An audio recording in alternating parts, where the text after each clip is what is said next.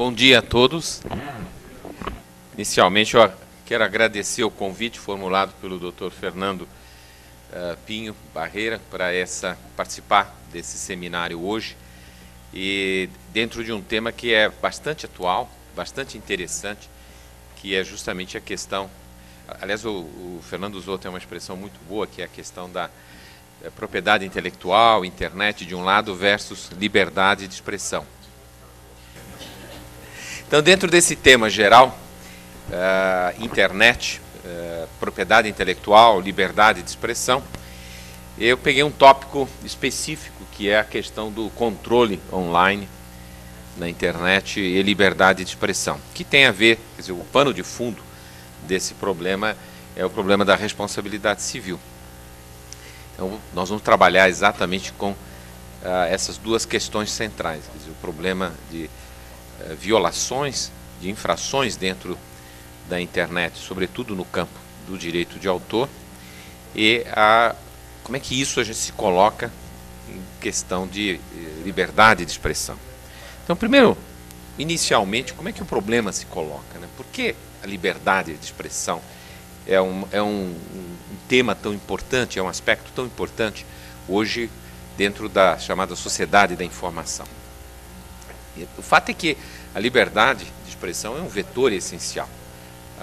Com a interatividade, o usuário da internet, ele participa intensamente do processo de comunicação, do processo de fluxo de informações. O que todos nós sabemos isso, porque a gente já é partícipe direto disso, seja por meio de blogs, por meio das redes sociais, Orkut, das várias ferramentas possíveis. Todos nós somos extremamente atuantes. Então, aquele processo de comunicação tradicional, que costumava se identificar como o processo do gatekeeper, né? Onde era um processo unidirecional, a gente via televisão, ou a gente ouvia o rádio, quer dizer, na verdade você é receptor da informação, receptor do processo, e alguém comunica para você, não é agora o que acontece. Quer dizer, todos nós temos uma incrível liberdade hoje de expor o nosso pensamento, de influenciar no que está acontecendo.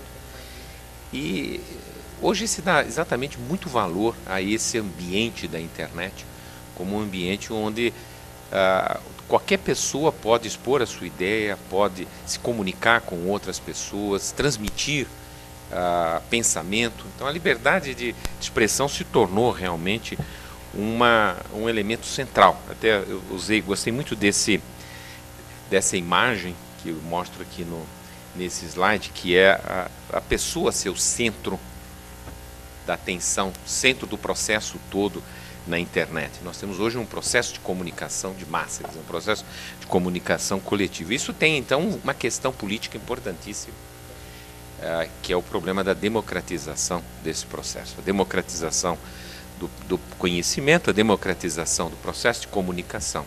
Então, insere dentro desse processo em que o indivíduo pode realmente ser partícipe, ser atuante e não ser meramente um receptor de informação.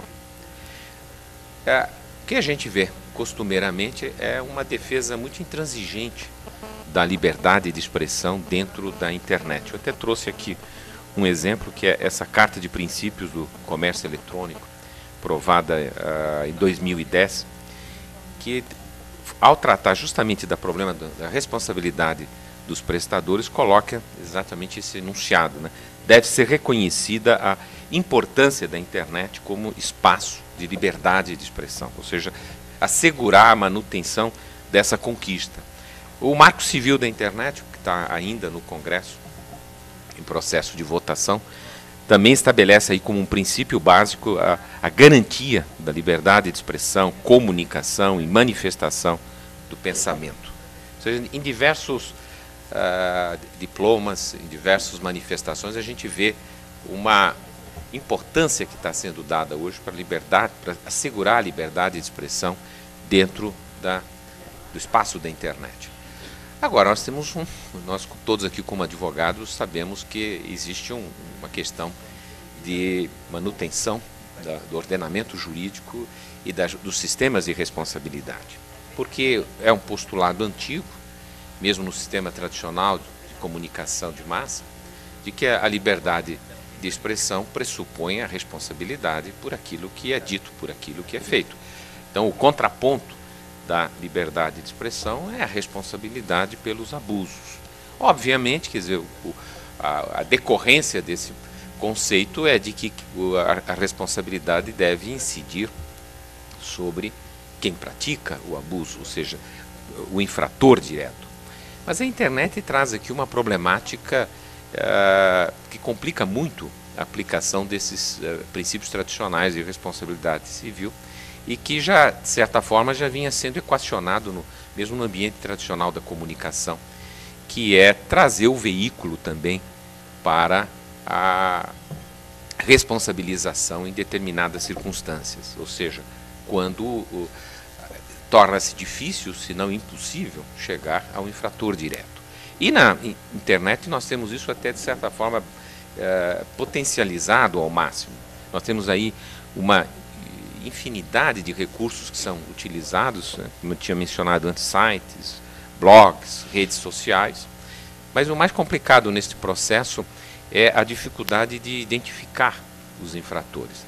Daí uma preocupação que tem surgido de que, assim como no processo de comunicação tradicional, o veículo tinha de ser chamado também à responsabilidade em determinadas circunstâncias, também aqui o provedor também terá, em determinadas circunstâncias, de ser chamado à responsabilidade, ou pelo menos de cooperar nesse processo. Então, a grande questão que se coloca aqui é qual deve ser a responsabilidade do provedor.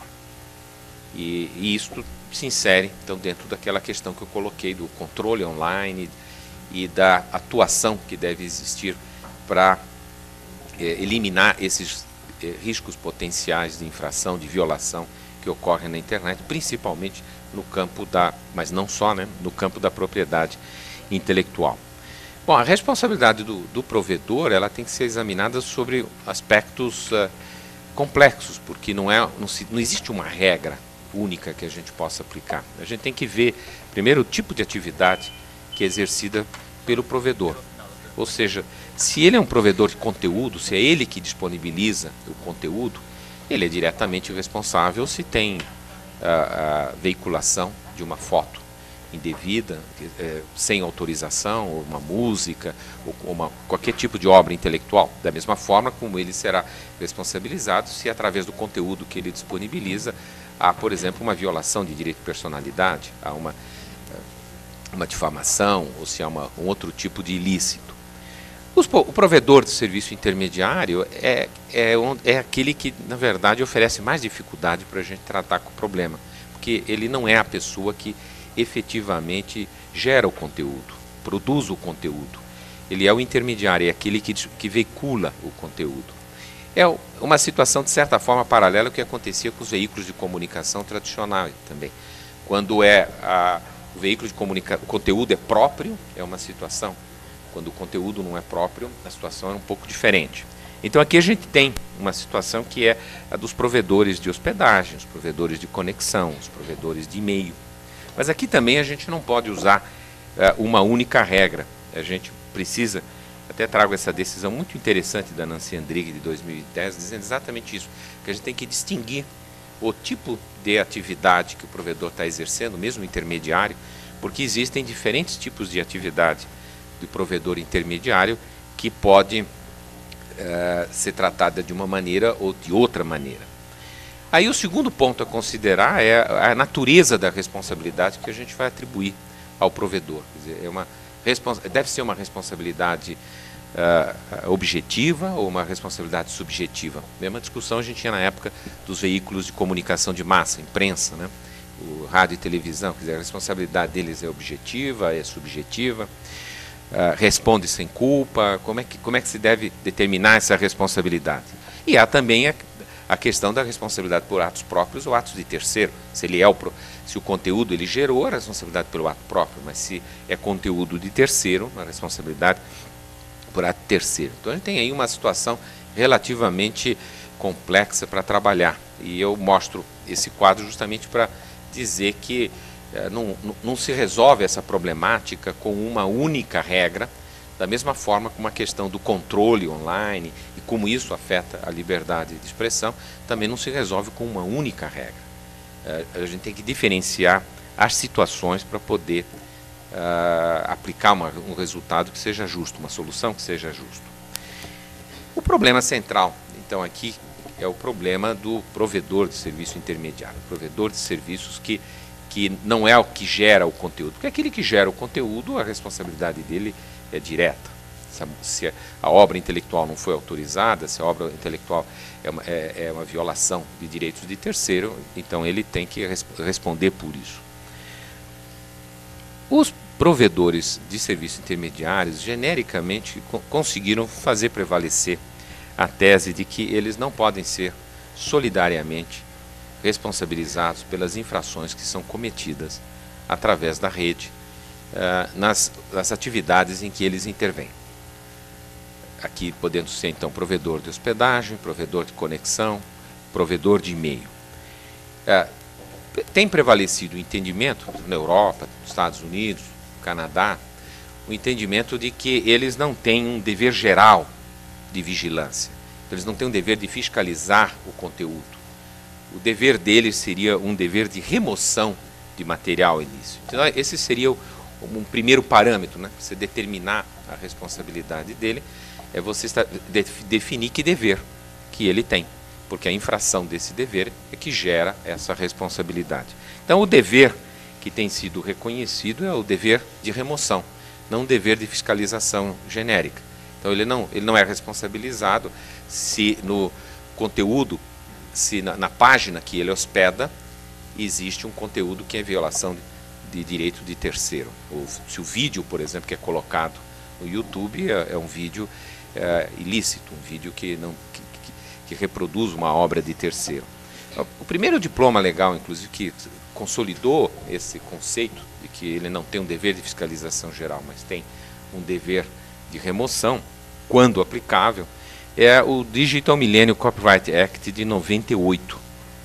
E nesse procedimento, nesse diploma legal, se estabeleceu um procedimento chamado de notificação e retirada do material infringente, que é o Notice and Takedown. Isso, para quem conhece, utiliza, por exemplo, o YouTube, mas não só, né, as redes sociais de uma maneira geral, sabe que esse é um procedimento bastante frequente.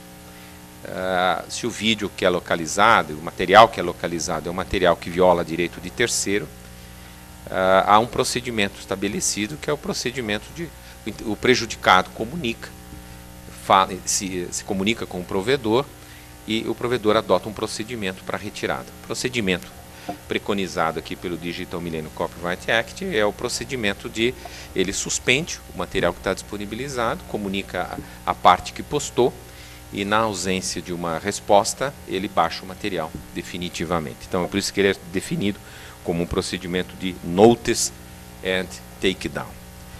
No Canadá recentemente se adotou um procedimento que é considerado um pouquinho mais adequado do que esse, que é, em vez de simplesmente suspender inicialmente, ele primeiro comunica, notifica quem postou o conteúdo e só depois é que ele suspende. Então, por isso é que é chamado de Notice and Notice. A crítica que se fazia ao outro procedimento era justamente a questão da liberdade de expressão.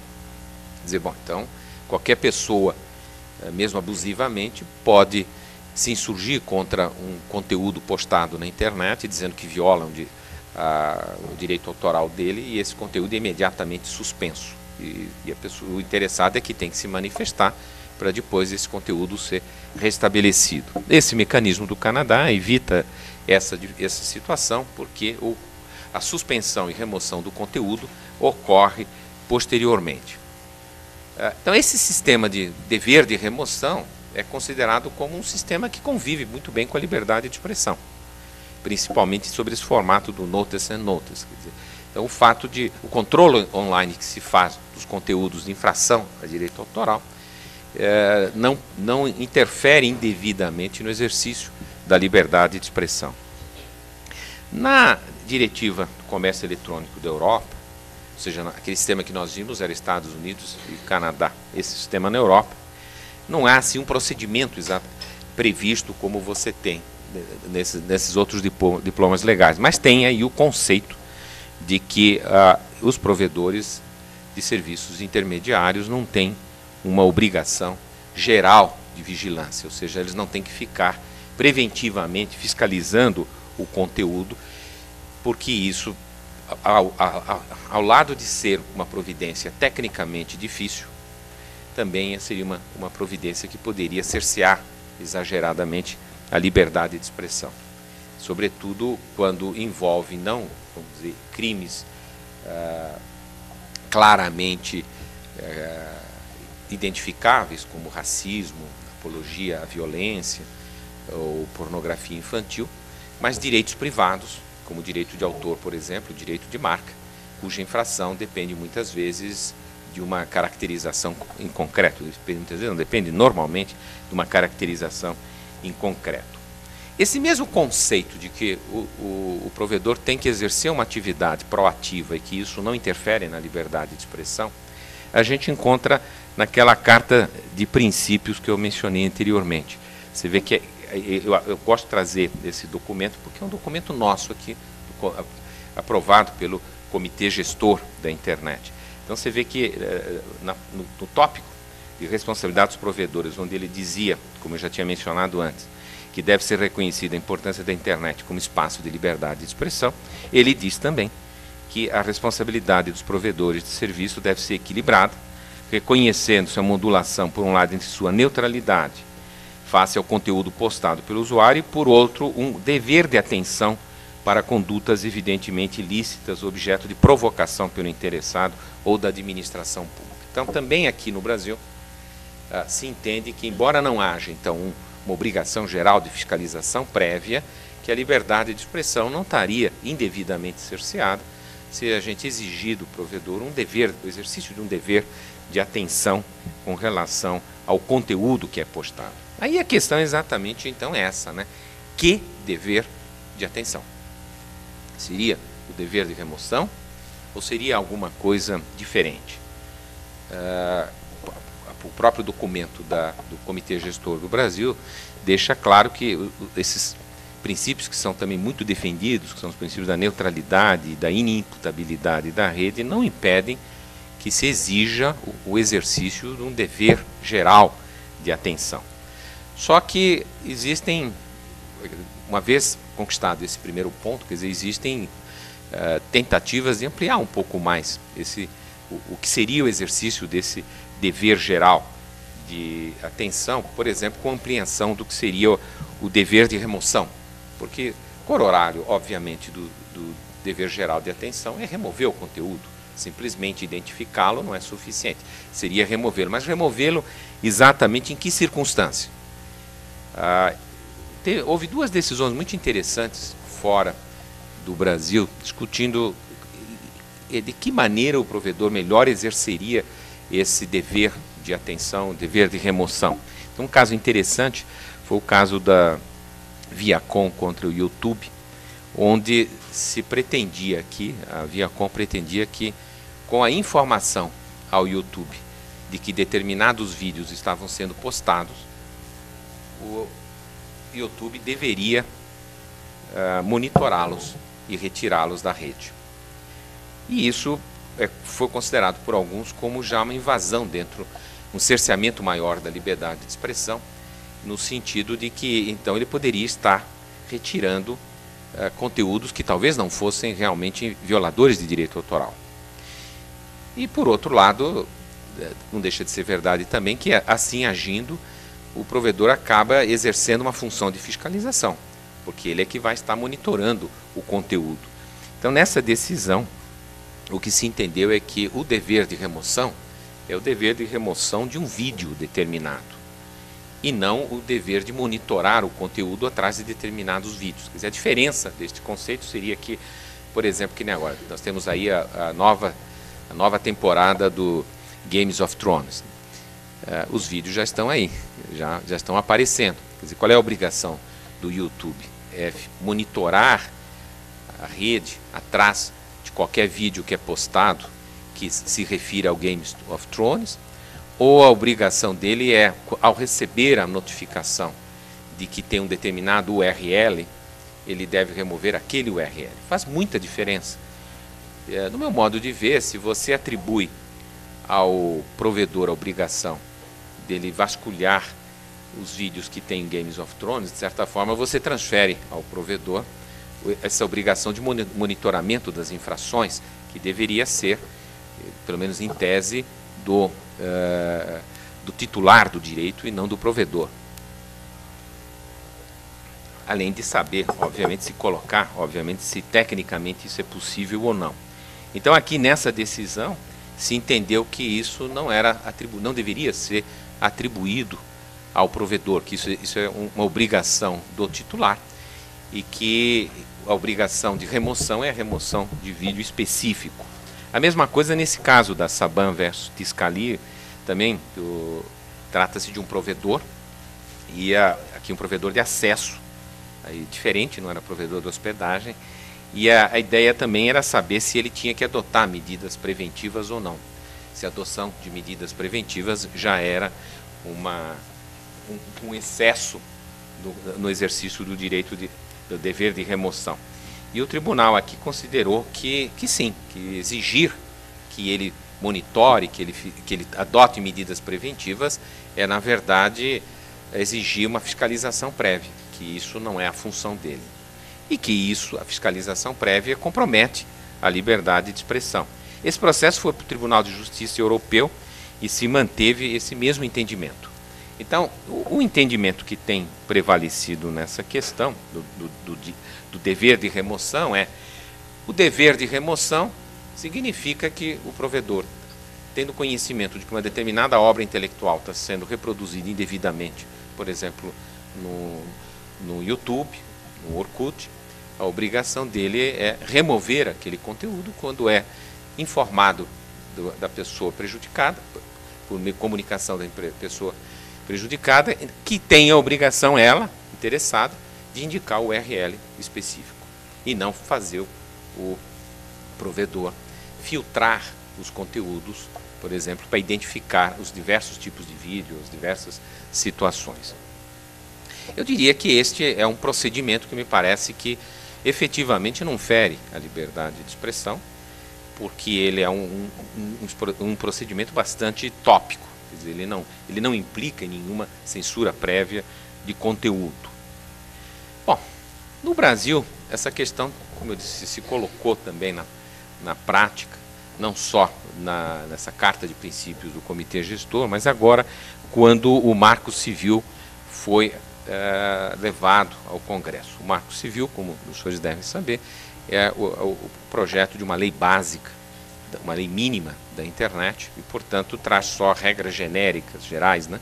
Não regula propriamente a internet, estabelece umas regras específicas. O anteprojeto inicial, que é um projeto que ficou em consulta pública há muito tempo, ele tinha uma norma que era igual àquela que estava no Digital Millennium Copyright Act, que eu tinha mencionado. Então, lá no artigo 20 dizia que o provedor de serviço só será responsabilizado se notificado não tomar as providências para tornar indisponível o conteúdo. Então, este procedimento que estava originalmente previsto era aquele procedimento do notice and takedown. Então, era um direito, um dever de remoção que ele tinha que estaria sendo exigido dele aqui no Brasil. Aí, como diz o artigo 22 daquela proposta, ao tornar indisponível o acesso ao conteúdo, ele deveria informar ao responsável pela postagem daquele conteúdo, e se a pessoa respondesse, poderia voltar ao conteúdo; se não respondesse, ele retirava definitivamente o conteúdo. Não é assim que ficou na versão depois que foi para o Congresso. Na versão que foi para o Congresso, que é o projeto de lei 2126, a situação ficou diferente. O provedor, na verdade, só retira conteúdo após ordem judicial específica. E essa mudança de providência foi justificada justamente com base no argumento de que aquele dever de remoção seria prejudicial ao exercício da liberdade de expressão.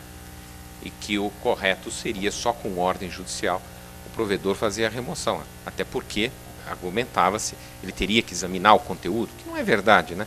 Na verdade, ele não tem que examinar o conteúdo, ele recebe uma notificação, informa a outra parte e depois é que ele remove o conteúdo. Se a outra parte assumir a responsabilidade, ele não remove. Mas o fato é que o que está no projeto de lei e depois apareceu no substitutivo é exatamente essa solução. Quer dizer, a nossa solução brasileira, legislativa, aqui falando de legislação projetada, é diferente daquilo que se aplica hoje nos Estados Unidos, no Canadá, por exemplo, com aqueles dispositivos que eu mencionei, e que é o conceito do dever de remoção também aplicado na Europa. Então, uma das versões últimas do substitutivo do relator nesse projeto do Marco Civil era exatamente esse, como está aí o artigo 15, né? Com o intuito de assegurar a liberdade de expressão e evitar a censura, o provedor de aplicações somente será responsabilizado se, após ordem judicial específica, não tomar as providências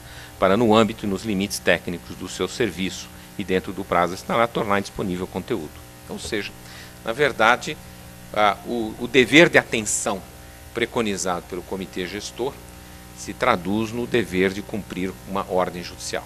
Eu particularmente acho que você não precisa ter um dispositivo no marco legal para dizer que o provedor tem que cumprir uma ordem judicial, porque essa decorre do nosso sistema jurídico.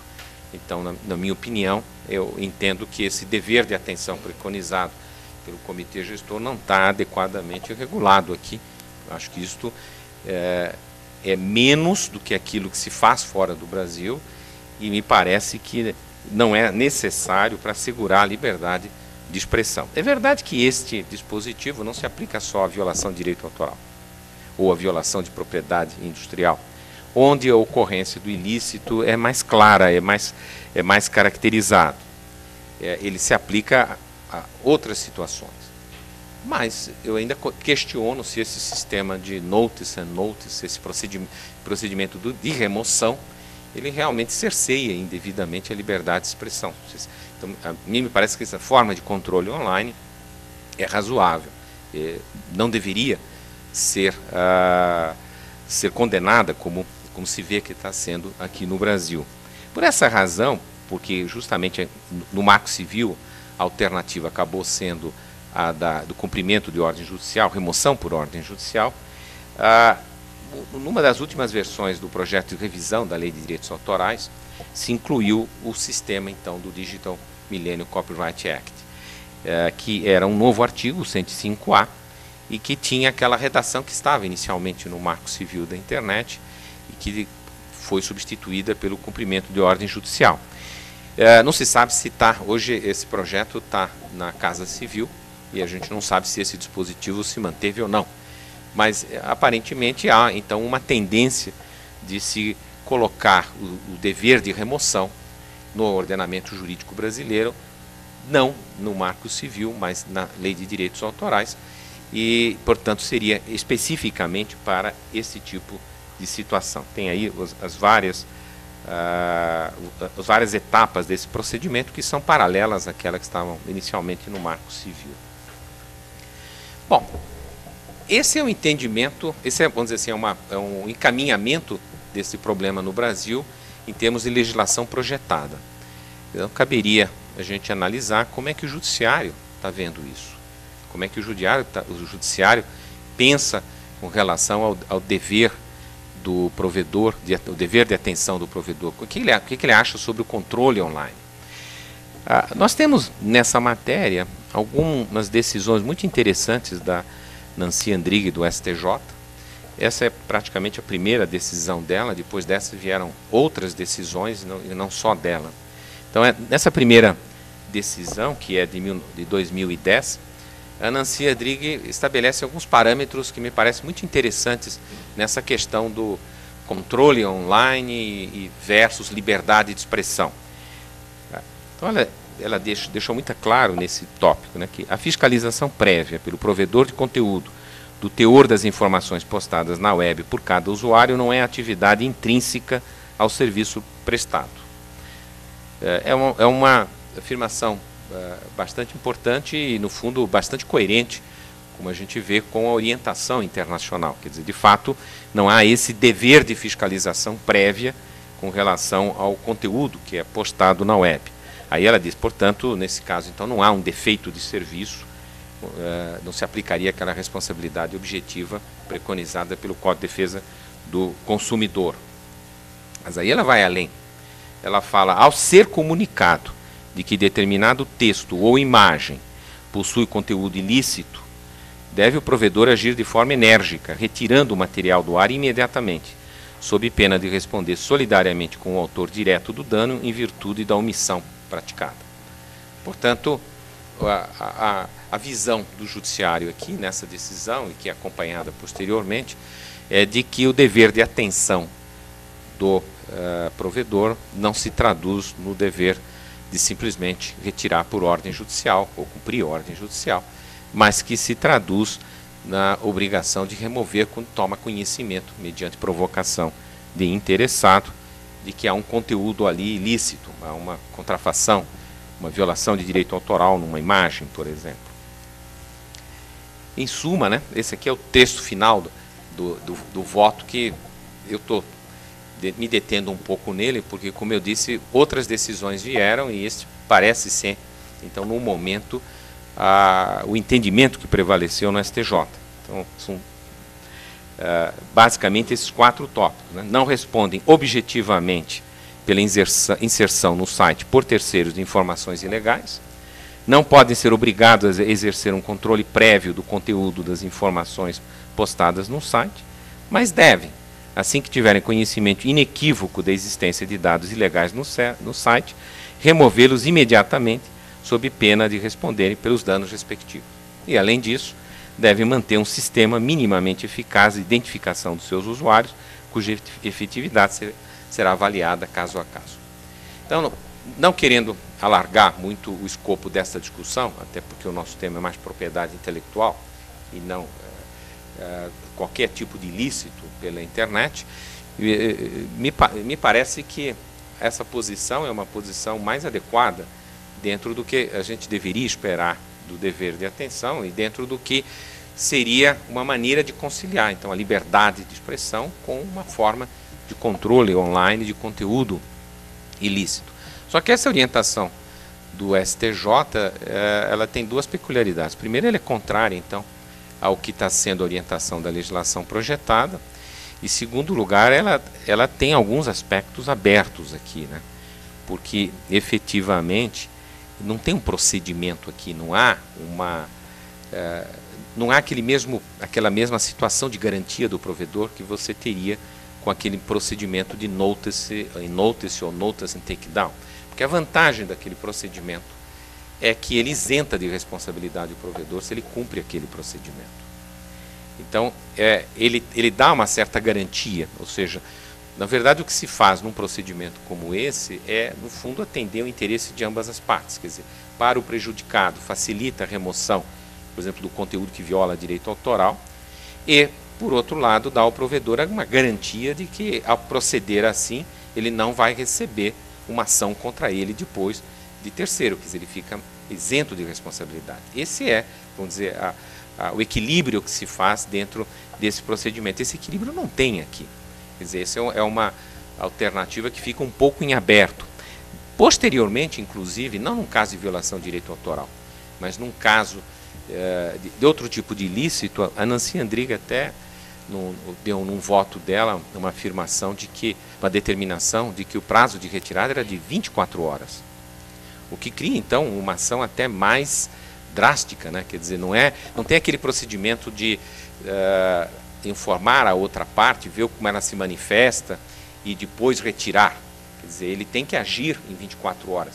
O que eventualmente poderia justificar um pouco mais a crítica de que esse procedimento aplicado de uma maneira indiscriminada ou sendo motivado por reclamação abusiva, ele pode ter como efeito realmente cercear um pouco a liberdade de expressão. Então, na verdade, na minha opinião, eu acho que, se por um lado, aparentemente alguns provedores acham que não ter o procedimento é bom, eu entendo que o contrário, eu entendo que ter o procedimento é bom, porque ele cria um procedimento que preserva melhor a liberdade de expressão dentro da internet, ele permite um controle online organizado e ele isenta também, mantém a isenção de responsabilidade do provedor desde que cumprido esse procedimento. Então nós temos hoje aqui uma situação interessante, que está até agora no STF, tem um expediente de repercussão geral lá, onde o STF deverá se pronunciar qual é o dever da empresa hospedeira do sítio da internet. Deve, ao fiscalizar o conteúdo, retirá-lo do ar quando considerado ofensivo, sem intervenção do judiciário. Ou seja, ele então tem esse dever de retirar sem intervenção, só com intervenção do judiciário, sem algum procedimento. Ou seja, nós temos uma situação extremamente peculiar hoje no Brasil, que é uma indefinição com relação à conciliação desses interesses de liberdade de expressão e de controle online. Ou seja, de um lado caminha-se na legislação projetada com uma solução que me parece pouco satisfatória, que é o dever de cumprir ordem judicial, só remoção judicial, e de outro lado uma orientação jurisprudencial que de certa forma é ampla demais. Daí que, na minha opinião, a melhor solução seria ter esse procedimento dentro de uma legislação com aquela fórmula canadense que é aviso, notice and notice, e portanto eliminando bastante o risco de abuso. Uma outra questão interessante dentro desse aspecto do dever de atenção, da cooperação que se exige do provedor, está sendo aplicada agora nessa legislação dos heavy users, né, chamada legislação de resposta gradual. Aqui a questão não é com o provedor de hospedagem propriamente dito, mas é com o provedor de conexão, provedor de acesso. Então, lembra, no começo eu falei que dependendo da atividade do provedor, o que se exige dele é uma atitude diferente. Então, esta legislação de resposta gradual, na verdade, ela não se direciona para a atuação do provedor de hospedagem, mas é mais para o provedor de acesso, o provedor de conexão. Nós, como se sabe, tem algumas iniciativas já em funcionamento. Uma é a lei Hadopi francesa de 2009, outra é a da Inglaterra, de 2010, e da Espanha, de 2011, a lei CIND. Quer dizer, basicamente aqui o que se faz, a questão que está em discussão aqui é o fato de que os heavy users, assim designados, aquelas pessoas que baixam muito conteúdo na internet, seja por compartilhamento de arquivos, seja de outra forma, são pessoas que potencialmente infratoras, principalmente de direito autoral. Então, essa é uma medida de cooperação que se busca dos provedores de acesso, porque eles é que podem controlar o fluxo, o tráfego dessas pessoas e saberem quando eles são heavy users.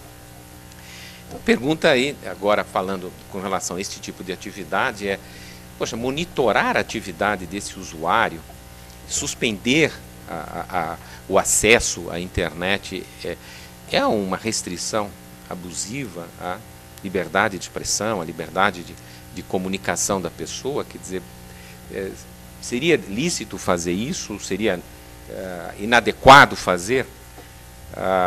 Essa iniciativa foi complementada mais recentemente por 2 projetos de lei que acabaram não logrando continuidade nos Estados Unidos, que foi o famoso SOPA, né, Stop Online Piracy, e o PIPA, Protect Intellectual Property Act.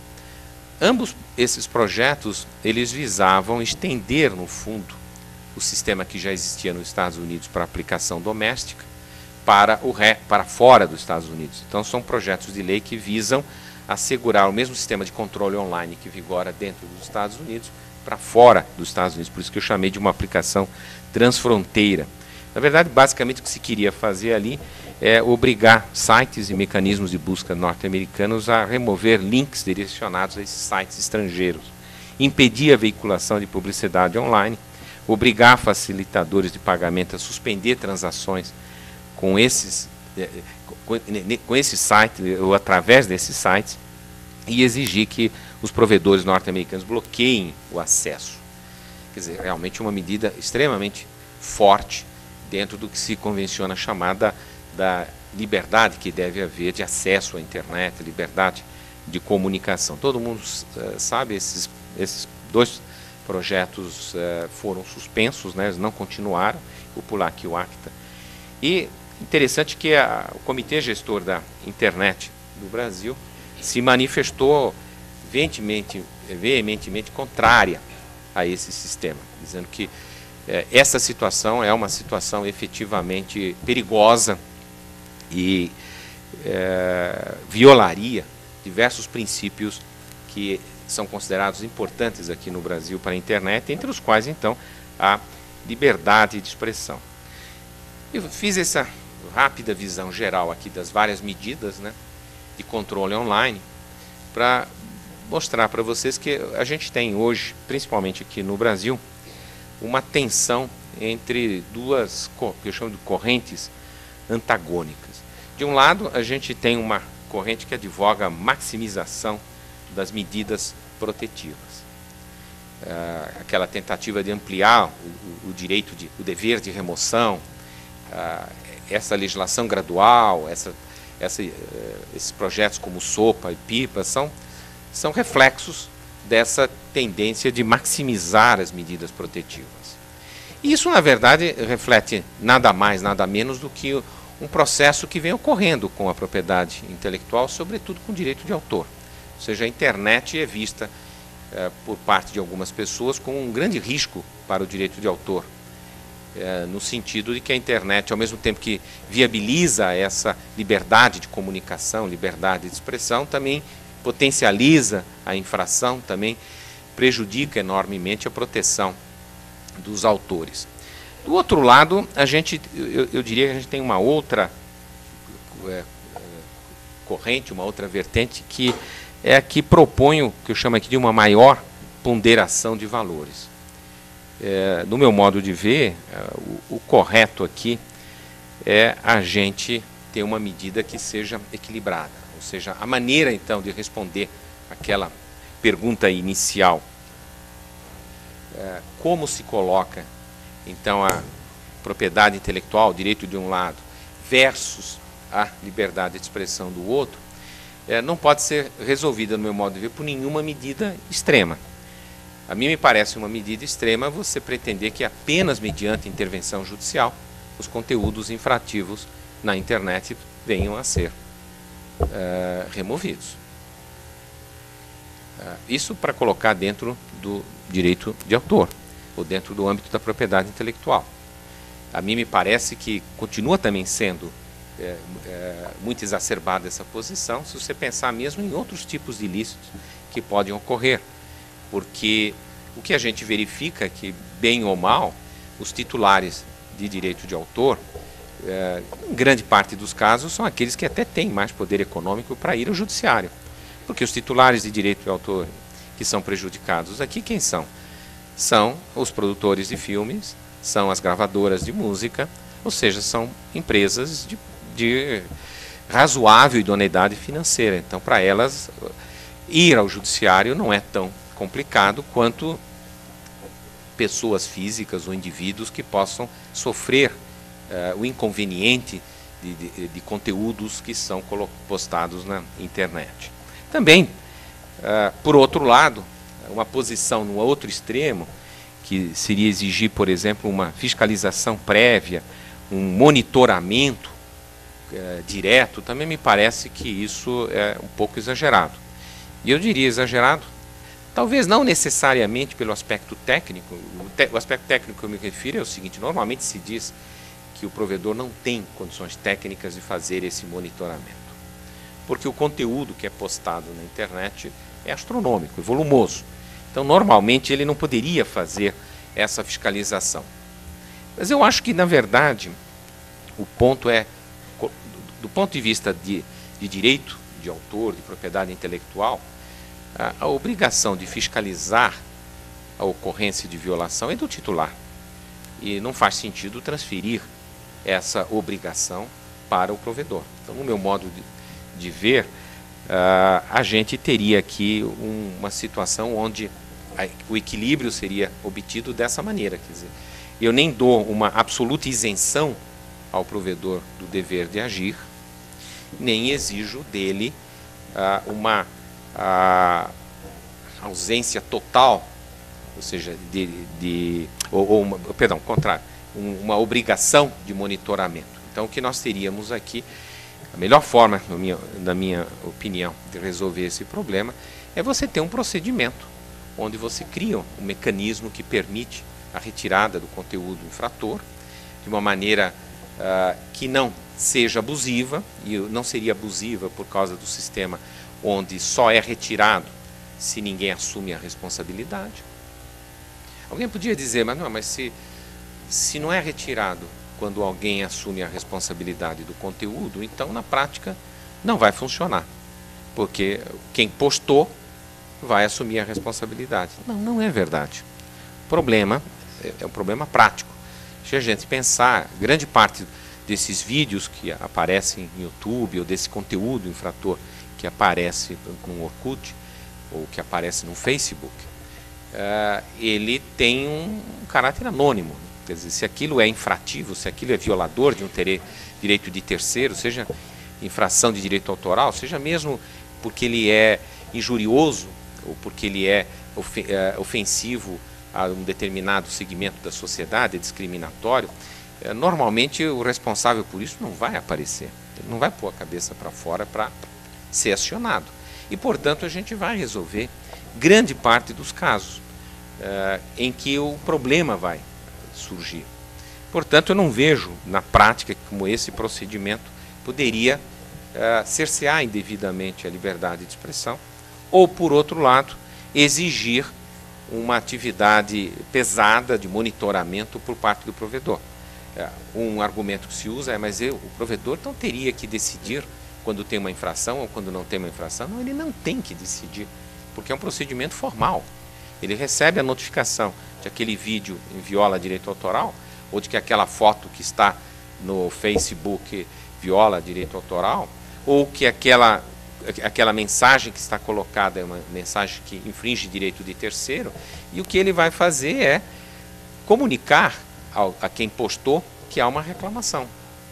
Se a pessoa assume a responsabilidade, aí sim é que a parte terá que recorrer à via judicial. Mas se ela não assume a responsabilidade, na maior parte das vezes não vai fazê-lo, você resolve um problema prático, que é conciliar esses interesses. Então você concilia a liberdade de expressão de quem legitimamente exerce, porque essa pessoa vai comparecer, e você concilia a liberdade de atuação que deve ter o provedor de não ficar fiscalizando todo o conteúdo. É claro, como eu coloco aqui no slide, que um problema central que a gente tem é que, em alguns casos, essa ciência inequívoca do ilícito não seria determinável de modo objetivo. Claro, violação de direito ao autor, uma contrafação de marca, incitação à violência, muitas dessas situações são mais claramente determináveis. Outras não há. Quer dizer, uma argumentação que costuma dizer, por exemplo, se usar, é que, mas em época de eleição, por exemplo, o político manda tirar todo o conteúdo da internet, que tudo ele acha ofensivo. Pois é, mas a gente tem que ver cada situação com a sua peculiaridade. Como diz o próprio comitê gestor naquela carta de princípios, né, as hipóteses de fundada dúvida sobre ilicitude do conteúdo devem ser resolvidas, em última instância, pelo Poder Judiciário. Então, a verdade é o equilíbrio que se pode obter entre controle online de um lado e liberdade de expressão do outro, é estabelecer exatamente um procedimento formal de retirada, onde quem assume a responsabilidade pelo que coloca gera então aí um litígio, gera uma pretensão resistida, né, como a gente aprende na faculdade, que resolve no judiciário. Quando isso não ocorre, como deverá ser a maioria dos casos, esse conteúdo infringente é rapidamente retirado. A alternativa para isso que se propõe no Brasil, então, seria o quê? Seria o que está no Marco Civil da internet, só se retira conteúdo infrativo quando há uma ordem judicial, ou então como está na orientação do STJ hoje. Quer dizer, o provedor então tem que imediatamente, uma vez notificado, retirar o conteúdo, o que, de certa forma, não é o ideal para o provedor agir, a maneira como ele deve agir, porque pode eventualmente expô-lo a uma consequência legal. Então, resumo da minha apresentação, eu entendo que esse modelo de Notice and Notice, que é o modelo que hoje está aplicado no Canadá, é um modelo que melhor se ajustaria para estabelecer um equilíbrio adequado entre controle online e liberdade de expressão. Acho que isto é adequado, sobretudo, para a propriedade intelectual, que é exatamente o tema que foi colocado hoje. Então, para a propriedade intelectual é absolutamente adequado, porque eu acho que nós não estamos falando normalmente de ilícitos cuja caracterização é muito difícil. Os casos de plágio, né, que é onde isso aconteceria, não são os mais frequentes. Os mais frequentes são de contrafação pura, né, de reprodução pura. Resta uma segunda questão, que é a questão de como resolver a situação dos provedores de conexão e acesso, porque essa solução é boa para o provedor de hospedagem, mas não é boa para o provedor de conexão e acesso. Por que não é boa? Porque ele não pode olhar o conteúdo, né? O provedor de acesso, de conexão, não pode olhar o conteúdo, porque isso tem sigilo de comunicação. Então, eu não poderia, seria mais difícil a aplicação. Aí eu acho que poderia ser uma situação onde a gente teria que depender de uma ordem judicial, efetivamente, já que há um sigilo aqui. A questão que se coloca, evidentemente, é muito mais complexa no caso do provedor de acesso ou de conexão do que no caso de provedor de hospedagem. Mas, na minha opinião, me parece que se a gente resolvesse a situação com os provedores de hospedagem, a gente já resolveria uma grande parte do problema que a gente tem. Então, resumo, acho que não há um conflito inconciliável em termos de propriedade intelectual e, sobretudo, de direito de autor, entre controle online e liberdade de expressão. Acho que há uma maneira de fazer isso, uma maneira razoável de fazer isso, que é aplicada nos Estados Unidos, no Canadá, na Europa, funciona adequadamente, e me parece que a gente não precisaria ter como solução adequada para manter a liberdade de expressão que o dever de remoção seja de remoção com ordem judicial, como está hoje a proposta da legislação projetada. Bom, agradeço a atenção, eu quis ficar bem no meu tempo, aí eu fico à disposição para as perguntas. Obrigado.